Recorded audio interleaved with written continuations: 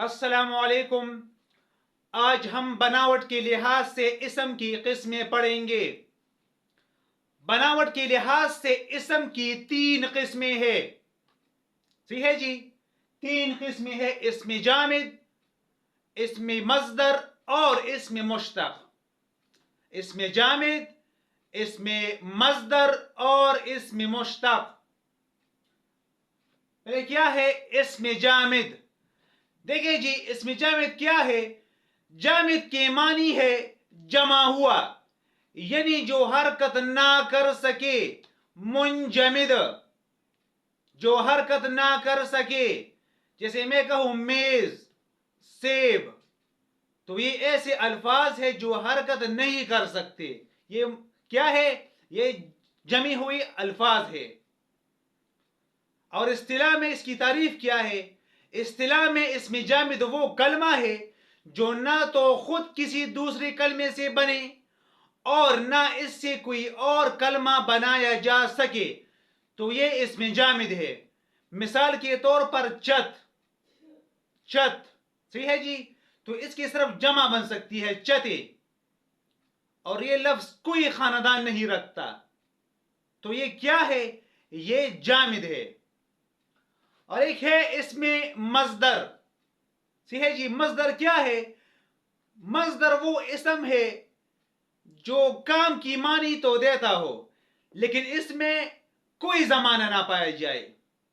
جو کام کی معنی تو دیتا ہو لیکن اس میں کوئی زمانہ نہ پایا جائے تو اسے ہم مصدر کہیں گے۔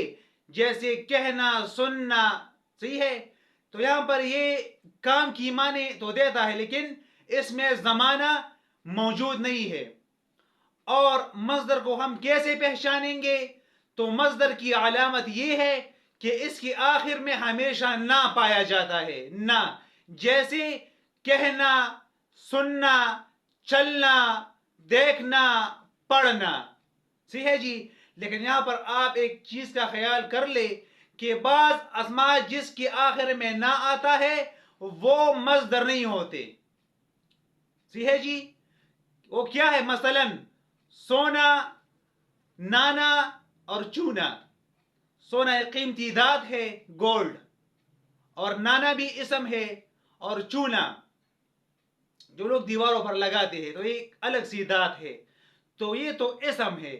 اس کے آخر میں نہ تو آتا ہے لیکن یہ اسم کی معنی دے رہا ہے کیونکہ اس میں کام کی معنی موجود نہیں ہے، صحیح ہے۔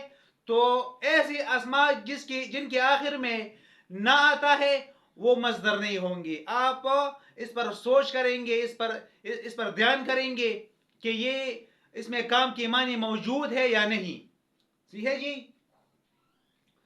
اور اس کے علاوہ بناوٹ کے لحاظ سے مصدر کی 2 قسمیں ہیں: اصلی مصدر اور جعلی مصدر۔ اصلی مصدر کیا ہے؟ اصلی مصدر وہ ہے جو خاص مصدری معنوں کے لیے وضع کیا گیا ہو۔ اصلی مصدر وہ ہے جو خاص مصدری معنوں کے لیے وضع کیا گیا ہو، جیسے دیکھنا، لینا، صحیح ہے جی، دیکھنا وغیرہ، تو یہ بالکل خاص مصدری معنوں کے لیے وضع کیا گیا ہے۔ اور جعلی مصدر، جیسے نام سے ظاہر ہے، جعلی مصدر وہ ہے جو غیر زبانوں کے الفاظ پر علامت مصدر نہ زیادہ کر کے مصدر بنا دیا ہو۔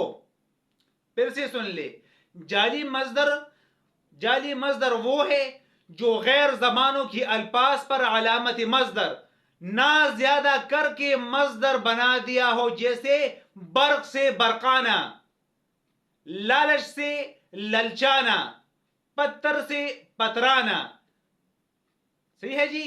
تو یہاں پر نہ، یہاں پر جو یہ نہ ہے، یہاں پر یہ اس کی جو ہے نا، یہاں پر یہ زیادہ کر دیا گیا ہے، تو یہاں پر کیا بنا؟ برق سے برقانا، لالچ سے للچانا، پتھر سے پترانا، تو یہ کیا ہے؟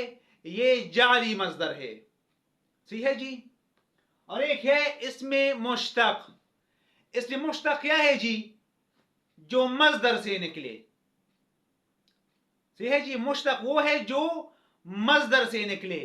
جیسے میں کہوں پڑھنا یا لکھنا، تو لکھنا کیا ہے؟ یہ مصدر ہے. اب اس سے جو نکلے گا وہ مشتق ہوگا. مثال کے طور پر لکھنا، لکھائی، لکھے گا، لکھتا ہے. تو یہ لکھائی، لکھے گا، لکھتا ہے، یہ لکھنا سے نکلا ہے تو لکھنا مصدر ہے. اور اس سے جو الفاظ نکلی وہ کیا ہے؟ وہ مشتق ہے. مثال کے طور پر میں کہوں پڑھنا، یہ مصدر ہے. صحیح ہے جی. تو اس سے جو الفاظ نکلتے ہیں پڑھائی، پڑھے گا، پڑھائے گا، تو یہ مصدر سے نکلے تو اس کو ہم کیا کہیں گے؟ اس کو ہم مشتق کہیں گے. تو بناوٹ کے لحاظ سے اسم کی قسم وہ کیا ہے؟ جامد ہے، مشتق ہے اور مصدر سے. صحیح ہے جی. مصدر،